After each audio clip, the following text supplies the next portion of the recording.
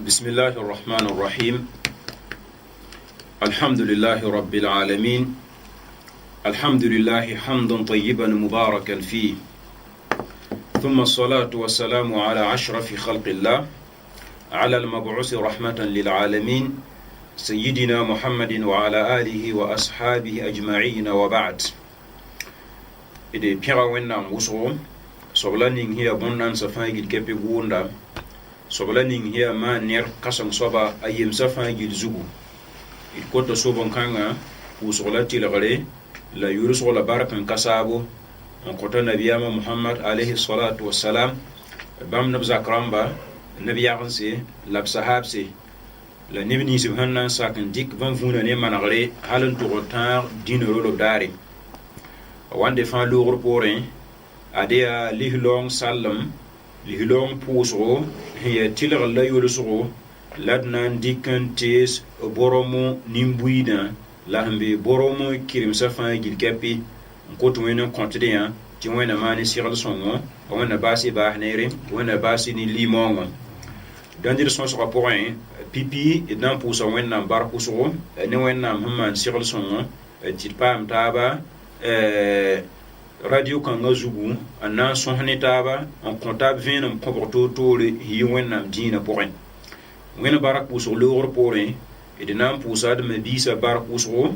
mabiis ninsba sẽn yaa mouvement sunnit neba sẽn be bʋrmo kaane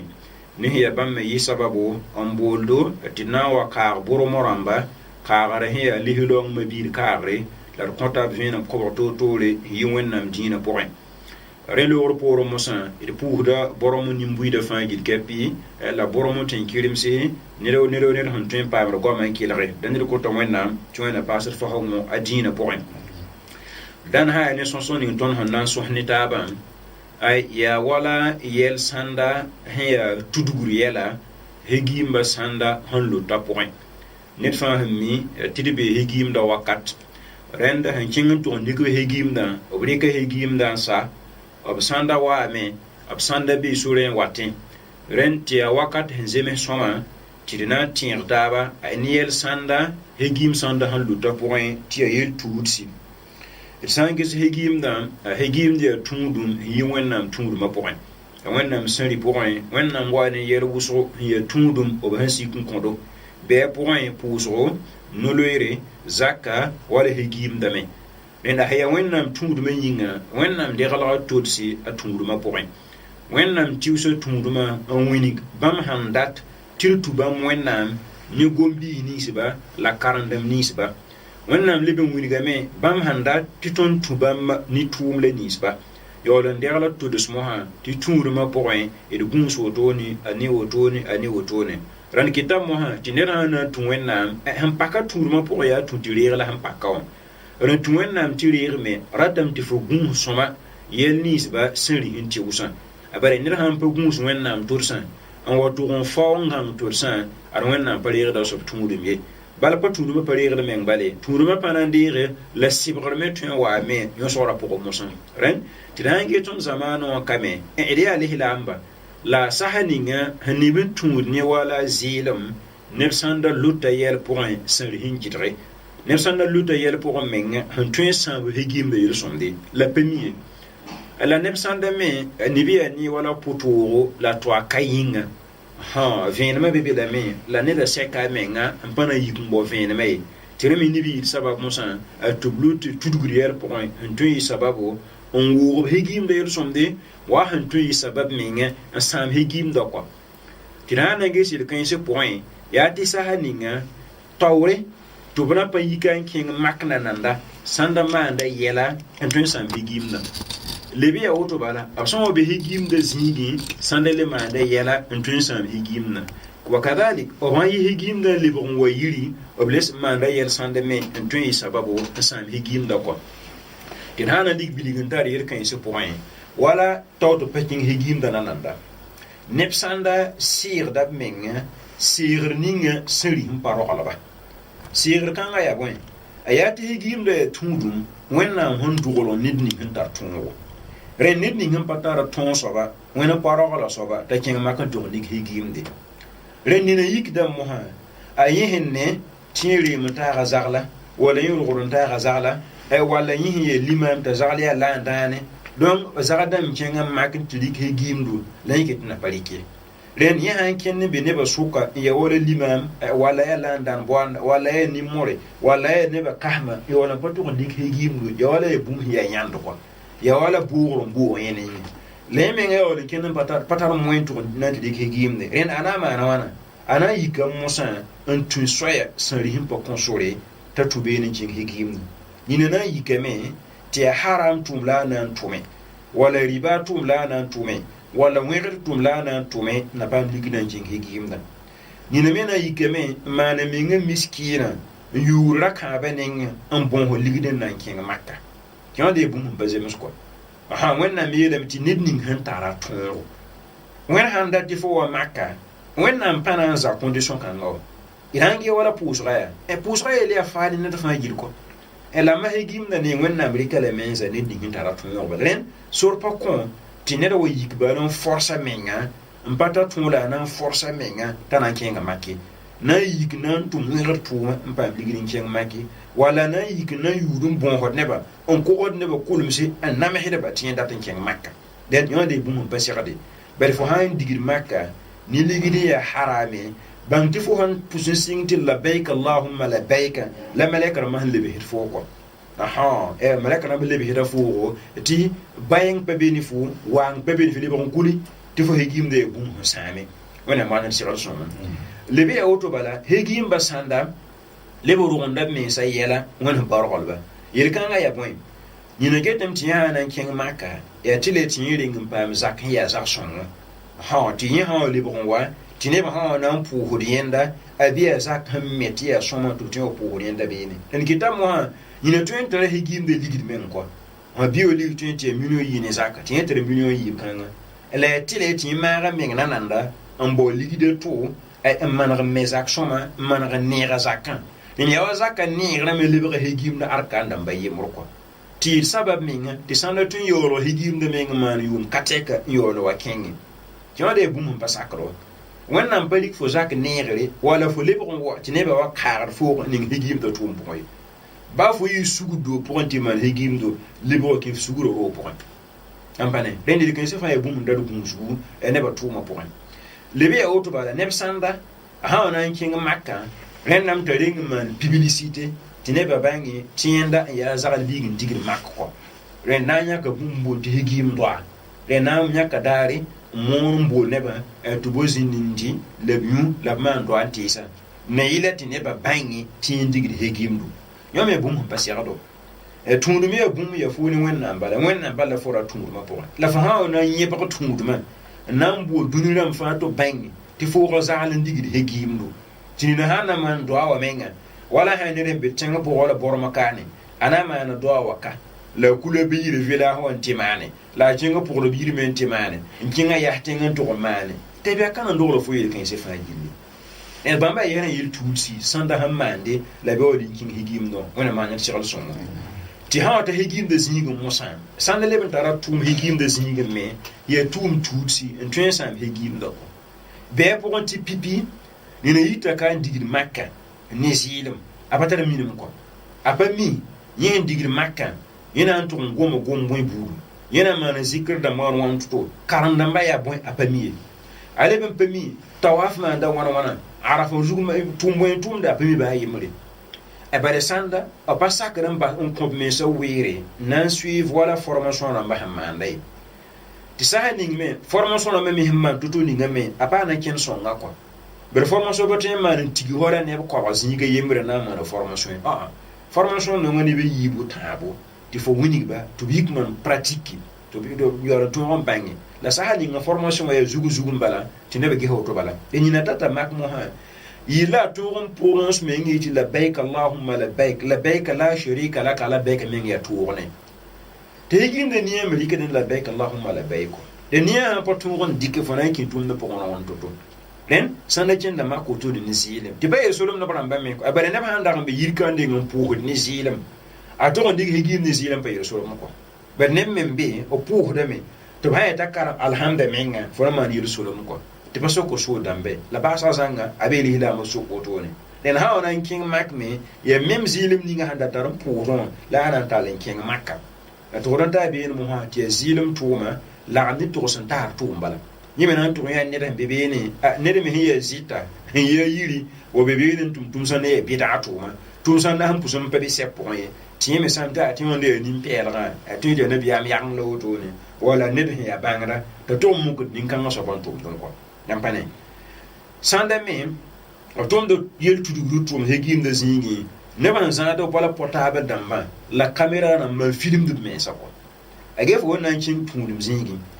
te bu mo son ban solore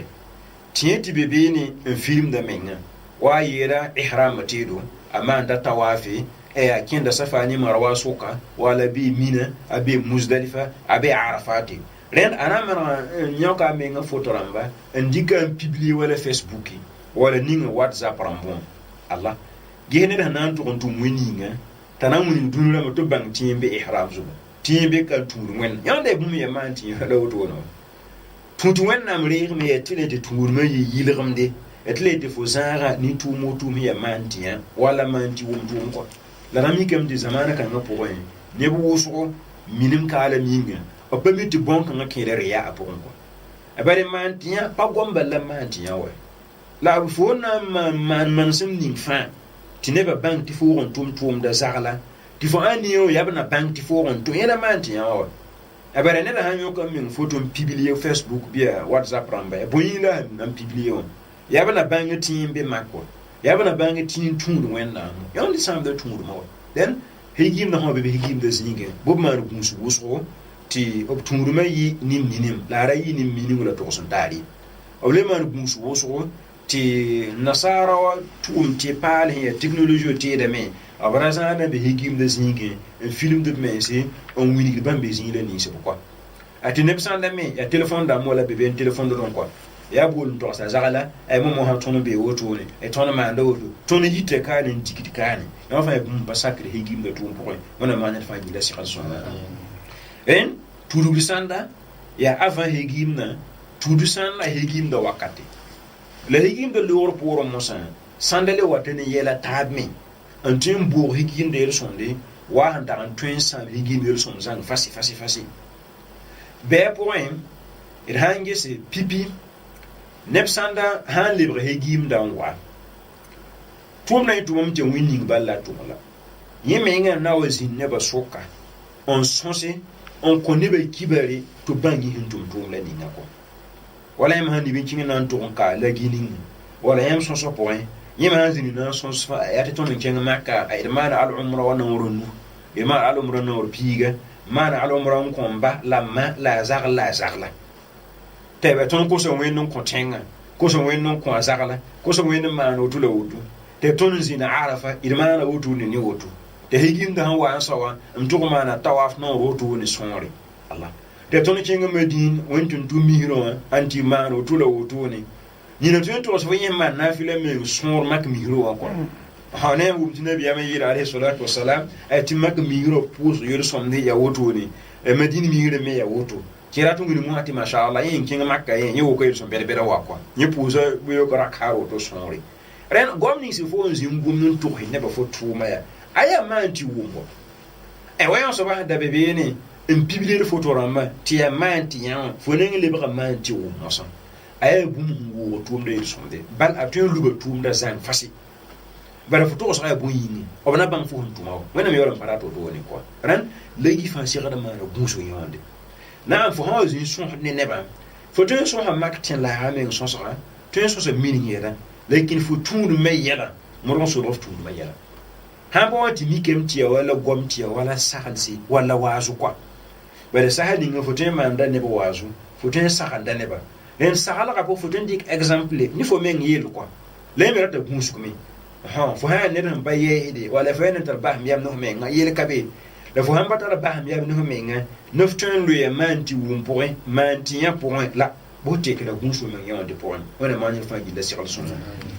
nan ba wa yi mun so ba he gi me yel tudis obo watin le ba point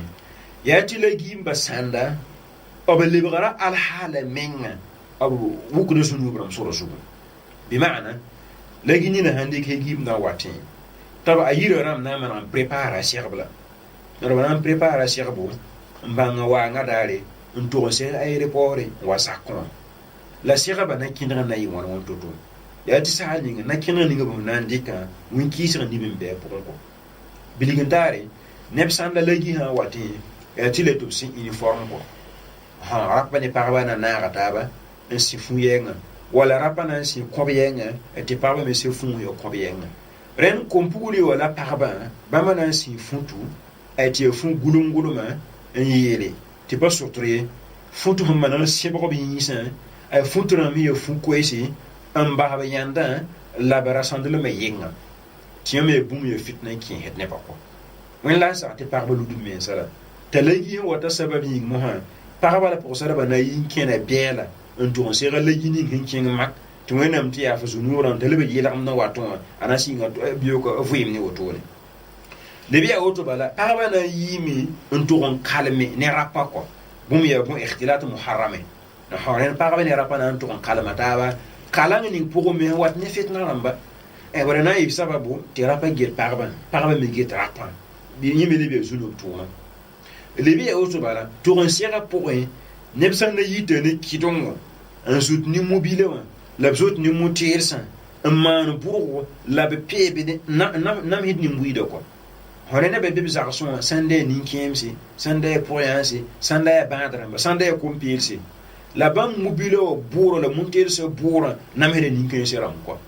le biya woto bala ab zota me yihir poussière damba kin neba ab le zota menga en 20 man suzu fon mengo 20 kan fon taba wa ben tin fon net me en pour al har kan ga point la ya faaya ya kan woni kan sefa ya legi wana yo ya legi wa nga sababu la paraba yin ken bere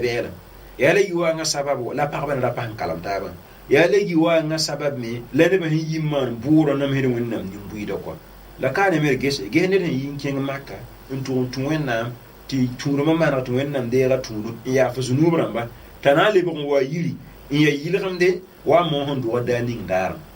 tawata te pipidara nan si goto kani ale ban singa yoga yele be regul so singa ko bal ko mi nyon dia bon tek tek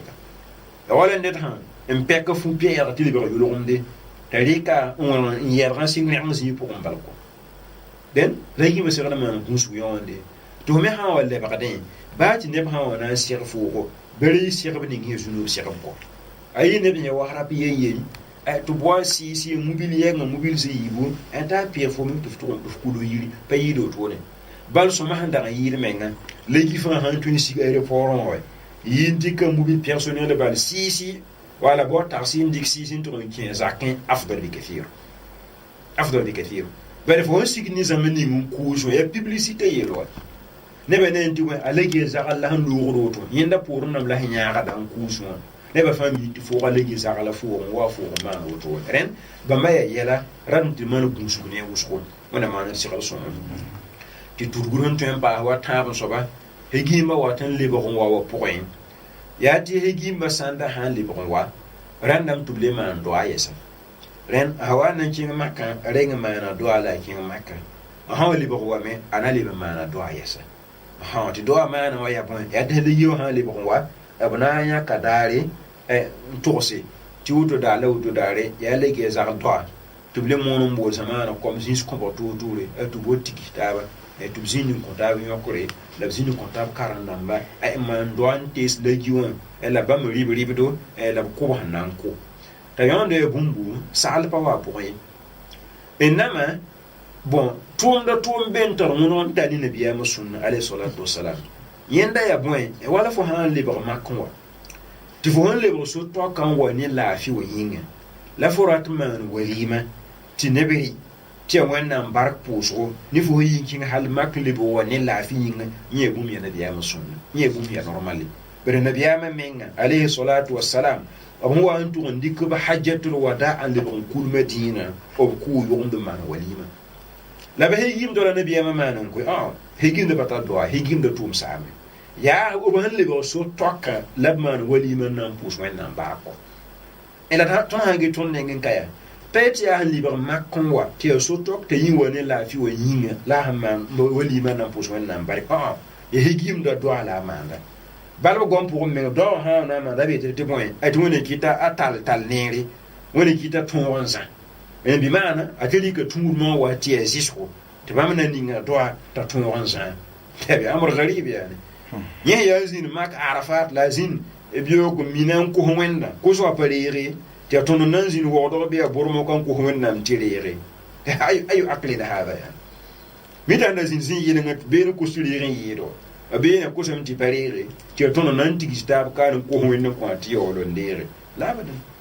yampane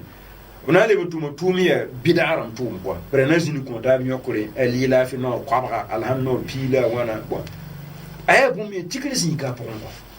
yampane ren ton hala tuma nabiya musunna ya wana alayhi salatu wassalam ya ti yele kabe fusan yi so to ko wadat man walima pour mane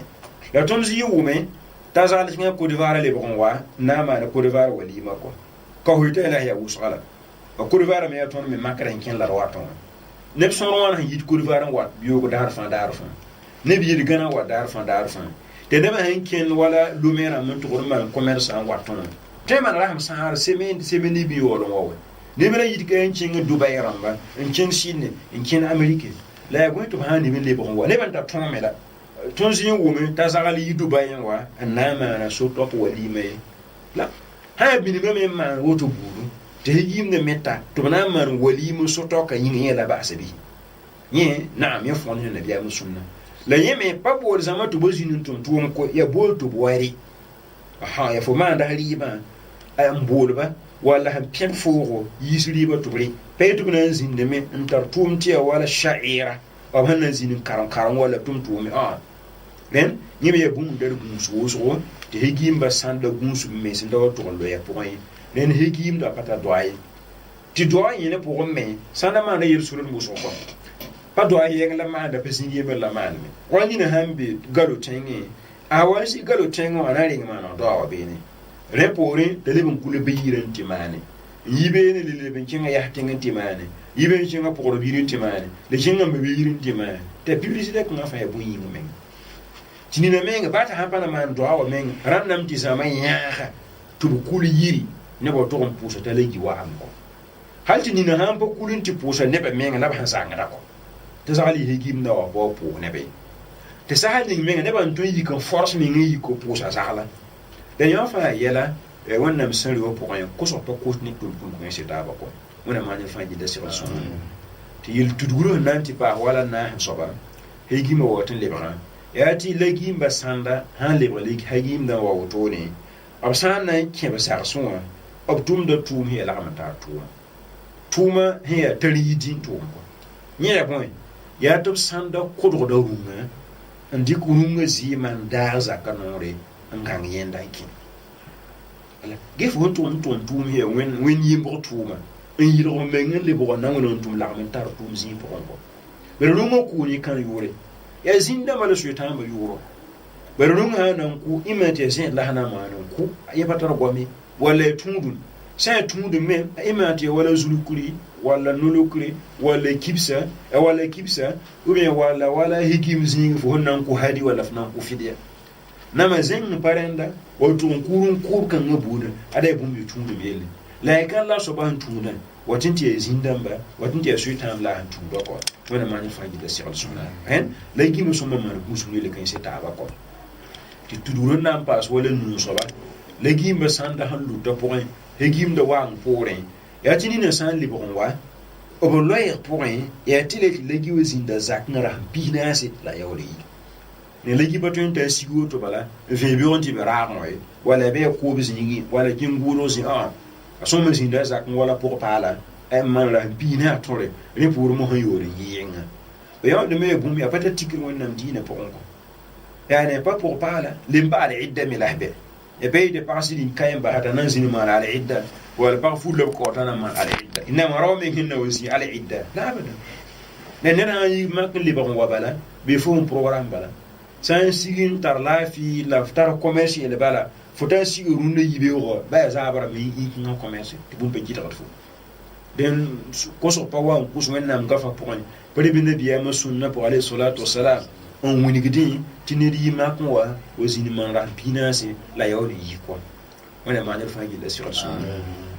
tururin nan pa wa yo bon soba yile gimba sanda han luta point wala gimba tu ngort lebra point ya ti sanda lebra don wa me tiawa turon dire décoration lebra wa ko bi mana an kin makka lebra wa ya ti leta yuro to yemi to yuro handa ya musa kwayen mo lebra da bon lebra da legi musa tinera han bola te musa papas legiwa ya power la han power ko ya ngert la ngero yo me bum pasakle nen hati libra wa meaning mosan bal libra wa tile ti ne woni dan ken makin libra wa biyan bo de legi ti ne ba han bo de ti legi mo ha mugdama min ma de incarné so ko ya wala fu ma nda zagal suki fu me ba ken makin le fu bo de ti legi wa ko ya wala fu pa kanda zangin fu bo de ti legi wa me yeme garel ngati ya loyra e ne da yikan kin hal makin libra wa fu bo de yu pel ga woto ni e baton ba la yu pere gala fo boanda e de bebe ne sa baton ko ren yawani da to ndi ke hegimda obna pa mun bo ni da talagi alagi yinga yele se ori woto ne me so bam di tu ma sa mon ko re wona man ci ral sun bane ton so ko da me la so ko mucita ma ko e zamana ni mbuyi do ko ya boy ti yan bo ne da hancin makin libo wa tilagi le bobo pour ba ta pour da ne bala pu da rafa wala buiti pa bona ba ya musalli aw ya pu masala ne bala to no ramadan rafa buiti pa bona to ya no lota ne ba nyaka da zaka buiti pa bona ti ya zaka nyaka da wote higi me to precis mo ndiki da mbwanda tilga wawri le mo hako ele ba hat hange zamana po menga nina ba ta handa tum bedo yimba me legi wo yin samo le ba haram ne ko elegi me sabab mo hako na mi asida fo han tuli gim no wayin fo bo soma libo ne batabe wele no soma ngwele la leba uloyega mo so higim da ya wala lihilo ngo po daragera mambe ko ya wala soda sa hanta gradara mba twenta andra yemure ansi arsa tab ya wala lihilo ngo po me fo han pudi lot nore bo twen zakka fo tara arsa tabu ha o chen makli bo muhammad sallallahu arsa leba nas mo hatu kenan mo ne be fami da za allah ken woto no la yande pepe wonam dina po na man ti arson lebe hoto ba kitin be tulugro poem wala yupo so mo han nem sanda hancin makli lebo wa ya wala hegim na tara tedo fo so man zaat ko to fa hancin makli lebo ko pugulumbe te hegim bo pugula ye pugulu ye griya ha et lete fo sanyin na watara ningidi hancin makli lebo wa nenam di fo tar iqala la taro biyo kan ning don ko le ne na pa ni rien sa fa aye ya o pe king makana nan ko yan pane ti ba sa hanin menga wala ne han be yirin da pa king makana nan da a ha o ning pugulu ye griya la ne ba nan sa ngata ko tugi ha sa damme ne da pa king makki wala dik biyo ko ya da pugulu kan ngan ningi ya wane da kisa wannan ya wane da tumu tudu ta pugulu kan patar an fe ni higif da tumu abadan ya makram me yiram lo to ne ti fo voyage king makka ti makra miram to on fo ti fo mara futre mun kulirin to yende ya wana sa na mor burkina kana wa teos ni ne ton kana man wala tourism ton me yela tabiyam to trenda ton me wala force de definir amba da bumburamba ela ton me wasi ni se puli wala kulun to ningidi ya tenga ni no de ba mera tan tenga tirun kuli ti o culture la ka pete tundu mielo den king makka libonwa ningir makram yirma ara pa higim de tuomdi aba tuuma tuomdi inama fo mtima na makaram nongolom ay fo mara funtu le puli wataran ningiden la kay aba tuumna me ngayen ko wona manya fangil sel sona yel tulu nanti ba hanu yupo soba higim sanda ani so mo han higim sanda han lota higim watle ba pour ya boy ya dini na han to ni higim no na ko neta remim di san pour na am sur ko me wala net han ta to nan lig higim du la me ngapa to king wa pa keminga atun je ka ligidan koneda te timan higim da wakwan wala net san kayme ne to me higim da wakwan so ba den ni han de higim da na koneda taba an to man higim da sawa anan ki ni zan ihrama te den wakwan to ban ki to ndig higim da na wakwan sa ya bu mu to ndik na wakwan ko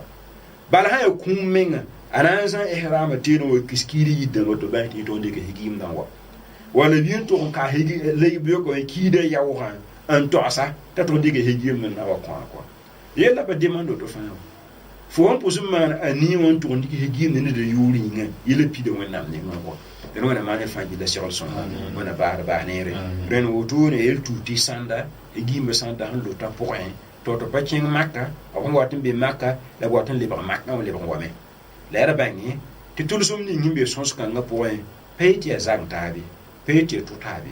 par le lo pe dine zang tabi tinu pa to tabi tinu ko le wini taba ya man ta pupilem ya naftaba ren idan ko satabi ya fu usko kini rawa kilan sam to sabota hada la me wala yuzu yi la go ya zaman re gil gom la ngom da ko ren wena ya fu do wena man fa gil la sirl son ko to wena ko